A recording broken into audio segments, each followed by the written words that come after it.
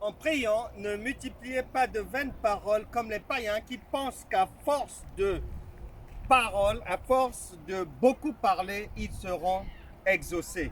C'est le Seigneur qui parle. Matthieu chapitre 6, versets 7 à 8.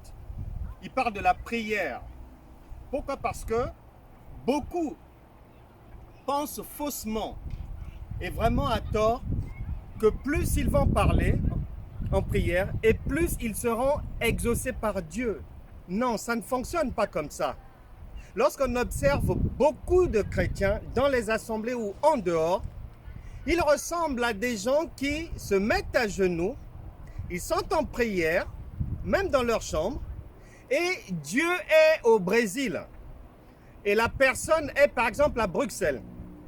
Donc elle se jette dans la prière. Elle parle, elle parle, elle parle, elle parle pour laisser le temps à Dieu de traverser le Pérou, de remonter tous les pays latinos, de traverser l'Atlantique. Et 2 heures après, Dieu est arrivé à Bruxelles et la personne va dire Amen, Amen pour elle. Elle a bien prié et elle va être exaucée. Non, bien-aimé, si c'était ainsi, on le saurait. Car ceux qui prient le plus sur cette terre, tu sais ce sont lesquels, mais ce sont aussi les plus malheureux, ceux qui demeurent dans la misère.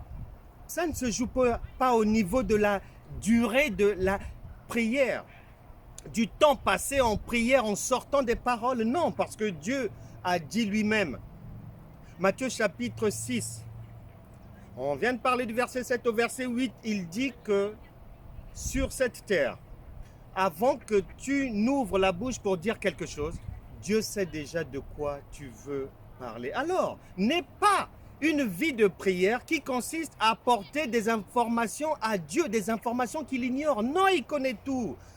Jésus a dit, allez à l'essentiel. Et ce qui compte, c'est la connaissance. Ce n'est pas la longueur de la prière. Pourquoi? Parce que,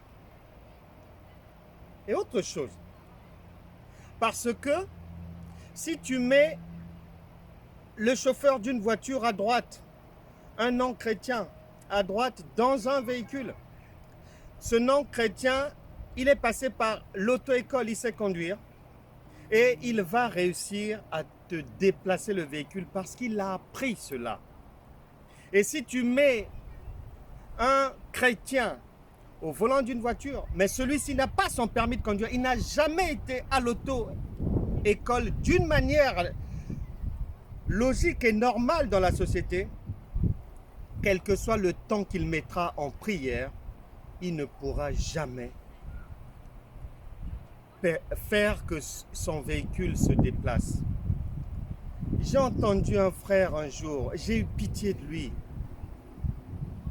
Ce genre de personne qui persiste dans l'ignorance, alors que le Seigneur a dit en Osée 4, verset 6, que mon peuple périt, mon peuple échoue, mon peuple est dans l'échec, mon peuple n'y arrive pas, mon peuple reste dans la maladie, mon peuple reste au chômage, mon peuple est dans l'abattement, mon peuple est la queue au lieu d'être la tête, alors que j'ai dit que mon peuple doit être la tête, mon peuple périt, faute de connaissance. Le frère me dit que non, pasteur, on m'avait dit que même si tu ne sais pas conduire la voiture, même si tu n'as jamais été à l'école de pilotage, si Dieu te met son esprit en toi, tu peux réussir à le faire. Je lui ai dit, faux, faux, faux, tu ne verras jamais cela. Pourquoi? Parce que Dieu est un Dieu de justice. S'il te permet, toi qui n'as pas été à l'auto-école, par rapport à celui qui a été à l'auto-école, de déplacer ce véhicule, il devient un Dieu de l'injustice. Or, lui, il est un Dieu de la justice. Il récompense la connaissance. Il récompense les efforts que tu as fournis pour apprendre, pour connaître. Sinon, il devient injuste. Dieu est bon, Dieu n'est pas dans l'injustice, il ne le fera jamais. Raison pour laquelle tu te poses mille et une questions peut-être. Il y a même des gens qui ont quitté la foi chrétienne parce que ne comprenant pas que des peuples qui ne connaissent pas Dieu puissent prospérer, avoir des États développés et que ceux qui prient matin, midi, soir restent dans l'abattement, dans la pauvreté, dans la misère. Le problème est que ces gens-là n'ont pas compris que Dieu récompense la connaissance. Il n'est pas un Dieu de l'injustice.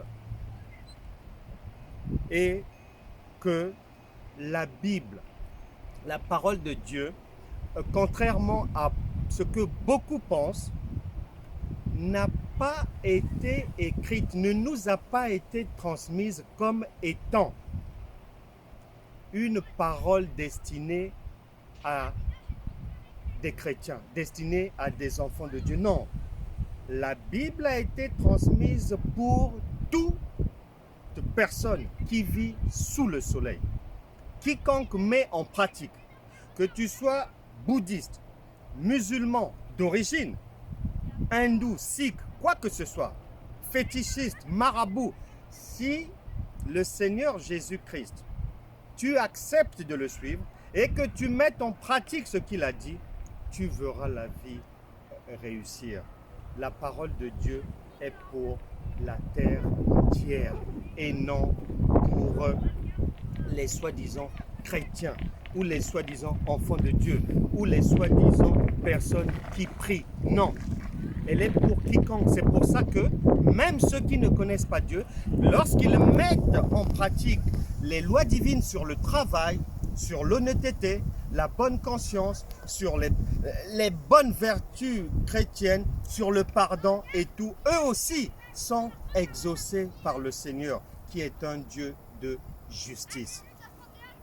Prions maintenant pour que ta vie de prière devienne authentique à ce que Jésus a dit en Matthieu chapitre 6, versets 7 à 8, et que tu sortes définitivement à partir d'aujourd'hui de l'ignorance pour que la vie puisse aller de l'avant, que tu sortes de la maladie, que tu trouves le travail, que tu rentres dans un mariage, que tu maintiennes convenablement ton mariage dans la joie, la paix et l'abondance prévues par Dieu pour quiconque met en pratique sa parole selon ses standards, y compris en prière. Prions. Seigneur, je te recommande toute personne maintenant connectée à cette parole venant du Saint-Esprit. Que la résurrection se manifeste dans cette personne qui me suit maintenant, afin que une vie nouvelle, afin que la vie en Christ devienne une réalité dans cette personne et qu'elle soit transformée conformément à Romains chapitre 12, verset 3, par le renouvellement de son intelligence. Je prie que la sagesse divine, la connaissance divine et l'intelligence d'en haut deviennent maintenant ton partage. Reçois l'onction pour mieux comprendre les Écritures et aller droit vers le Père qui t'écoute simplement, comme lorsque tu parles à ton enfant, lorsque l'enfant te parle, qui t'écoute dans la simplicité et l'amour. Il en sera ainsi désormais pour ta vie. Amen. Matthieu chapitre 6, verset 7 à 8.